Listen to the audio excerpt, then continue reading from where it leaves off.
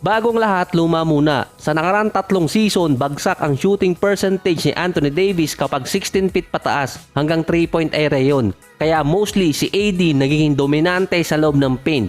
Ang pinakamagandang season pa rin ni AD sa LA so far ay yung 2020 season.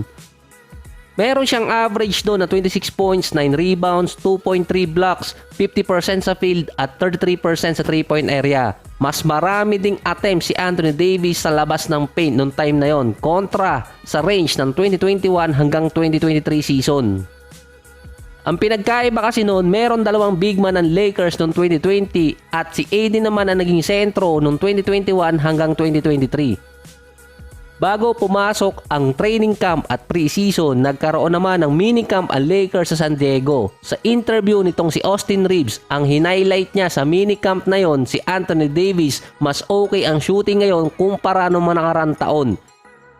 Ibinabalik lang ni AD yung dati niyang ginagawa noong 2020. Lalo na ngayon meron silang Jackson Hayes at Christian Wood na pwedeng maging sentro sa Lakers at ito nga si Anthony Davis iniintay rin na bumalik talaga sa number 4 position. Yon ang naging key factor ng Lakers noong 2020 dahil inside at outside the paint itong si AD. Last season, unstoppable din naman siya nung later part ng season, kahit nung playoffs. Bago nga lang yung series sa Denver Nuggets. Nag-average pa si AD sa regular season ng 25 points, 12 rebounds, 2 blocks, 56% sa field. Yun nga lang, bagsak ang kanyang 3-point percentage sa 25. Mas effective din si AD sa 16 and below feet. So pagdating mismo ng training camp, doon makikita kung babaguhin na talaga yung posisyon nitong si Anthony Davis dahil may dalawang big man ngayon ulit ang Lakers. Yun nga lang, noong mga nakarang taon, meron din silang big man pero hindi nagagamit masyado. Si LeBron naman, ito talaga yung hindi ko ma-confirm dahil minsan tinatago to. Ito rin ata yung season na hindi ganun kaingay yung pangalan niya kung ikukumpara mo noong mga nakarang taon. May interview din dati si Rob Pelinka na kung maoperahan si LeBron, walang makakaalam nun. May injury kasi si LeBron na torn tendon sa paa niya, kaya na-sideline din siya ng ilang games noong nakarang season. Ang report talaga dati, kailangan ng surgery sa paa ni LeBron. Nagkaroon din ng report na dumaan talaga ng ibang treatment si LeBron para natural na makarecover yung paa niya. Kakaumpisa pa lang noon ng off-season at binalita agad na nasa workout na ulit si LeBron kasabay ng treatment. Kahit kasi may torn tendon injury si LeBron, nakalaro pa rin siya sa playoffs dahil di umano sa mystery doctor niya.